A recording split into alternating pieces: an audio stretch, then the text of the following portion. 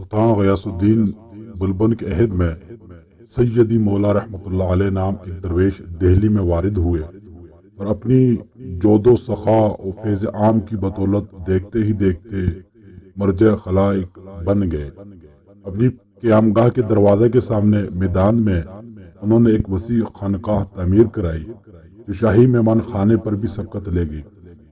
ہزارہا مسافر اور حاجت مند روزانہ اس خانقاہ میں آتے، سیدی مولا رحمۃ اللہ علیہ کے رنگت سے سیر ہو کر کھاتے۔ مسافروں کو آرام و آسائش کا ہر طرح کا سامان مہیا کیا جاتا اور ان کو دونوں وقت ایسا کھانا دیا جاتا جو بڑے بڑے عمرہ کو میسر نہ تھا۔ مولانا ضیاء الدین برنی رحمۃ اللہ علیہ تاریخ فیروز شاہی میں لکھتے ہیں کہ سیدی مولا رحمۃ اللہ علیہ کی خانقاہ میں ہزاروں من میدہ خرچ ہوتا تھا، 500 جانور ذبح کیے جاتے تھے، 200-300 من شکر، 200 من مصری اور کئی من گھی صرف ہوتا تھا۔ وہ پرتکلف کھانا کھلانے کے علاوہ سینکڑوں ہزاروں چاندی یا سونے کے سکے بخش دیتے تھے۔ خانقاہ کے سامنے آدمیوں کا ازدحام رہتا تھا۔ سیدی مولا رحمۃ اللہ علیہ جب کوئی چیز خریدتے یا کسی حاجت مند کو کچھ دینا چاہتے تو کہہ دیتے کہ جاؤ فلاں تاک یا اینٹ پتھر کے نیچے سے اتنی رقم لے لو۔ کبھی ایسا نہ ہوا کہ آپ کے ارشاد کے مطابق رقم نہ ملی ہو۔ آپ کے عطا کردے سکے بالکل ہوتے تھے اور جیسے ابھی ٹکسال میں ڈھل کے آئے ہوں۔ لوگ آپ کا خرچ اور داد و دہش دیکھ کر حیران تھے۔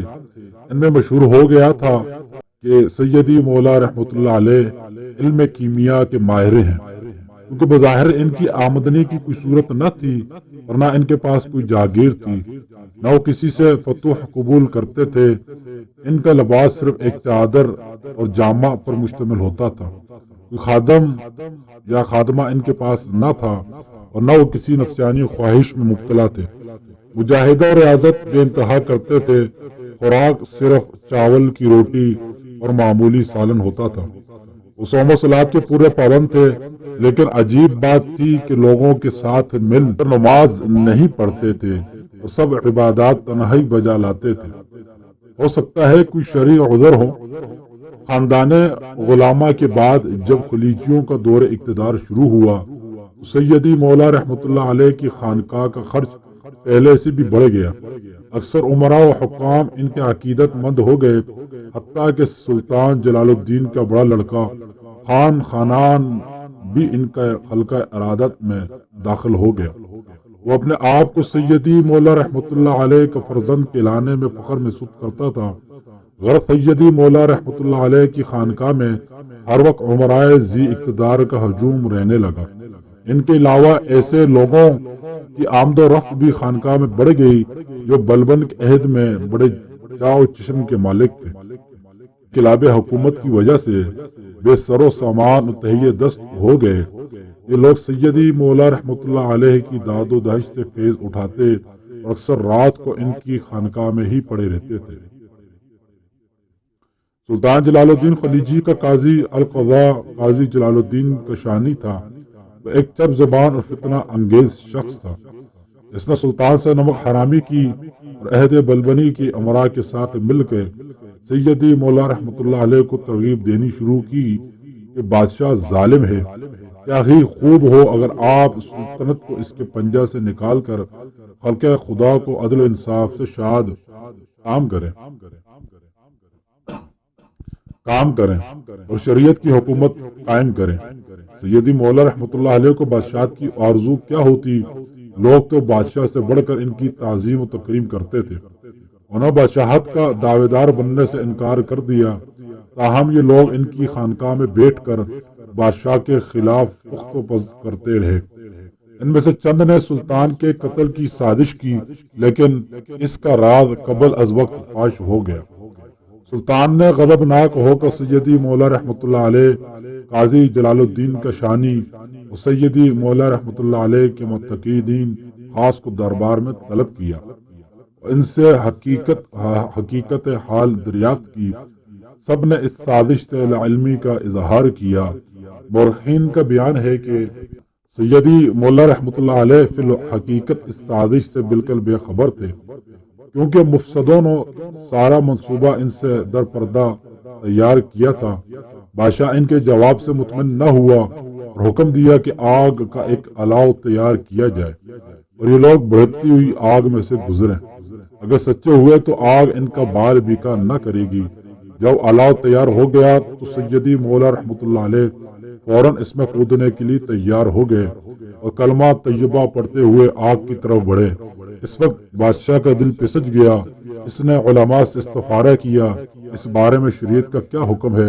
تمام علماء نے بالاتفاق کہا آگ کے ذریعے سچ اور جھوٹ کی تمیز نہیں، سازش کی خبر صرف ایک شخص نے دی ہے، ایسے جرم میں صرف ایک شخص کی شہادت قابل اعتماد نہیں۔ چنانچہ بادشاہ نے اپنا حکم منسوخ کر دیا اور قاضی جلال الدین کشانی کو بدایون تبدیل کر دیا اور دوسرے مبینہ سازشوں کو جلا وطن کر دیا۔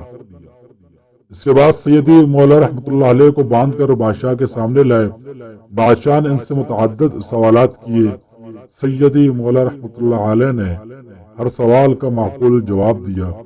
جب بادشاہ سیدی مولا رحمۃ اللہ علیہ کو مجرم ثابت کرنے میں ناکام رہا تو اس نے شیخ التمش حیدری کو، جو اپنی حیدری جماعت کے ساتھ وہاں موجود تھا، قریب بلایا اور کہا اے درویشان انصاف مند عظیم مولا رحمۃ اللہ علیہ، یہ سن کر سنجری یا بحری نامی ایک درویش نے آگے بڑھ کر سیدی مولا رحمۃ اللہ علیہ کو استرے سے مجروح کر دیا، سوئیاں چبھوئیں اور زبردستی داڑھی مونڈ ڈالی۔ اتنے میں بادشاہ کے منجلے بیٹے ارکلی خان نے، جو اپنے بڑے بھائی خان خانہ کی عداوت کی وجہ سے سیدی مولا رحمۃ اللہ علیہ سے بھی عناد رکھتا تھا، ایک فین بال کو اشارہ کیا جس نے اپنے ہاتھی مظلوم سیدی مولا پہ دھکیل دیا۔ وہ ہاتھی کے پاؤں کے نیچے کچلے گئے۔ شہادت سے کچھ مدت مولانا ضیاء الدین برنی اپنے چشمدید واقعہ بیان کرتے ہیں کہ جس روز سیدی مولا کا قتل ہوا اس دن ایسی سیاہ آندھی آئی کہ ہر طرف تاریکی چھا گئی۔ اس سال دہلی اور اس کے گرد و نواح میں بارش کی کمی کی وجہ سے ہولناک قحط پڑا۔ ہزاروں آدمیوں نے بھوک سے تنگ آ کر دریائے جمنا میں کود کر خودکشی کر لی۔ پھر پے در پہ ایسے حادثات پیش آئے کہ 5 ہی برس بعد بادشاہ کا خاتمہ دردناک طریقے سے ہو گیا۔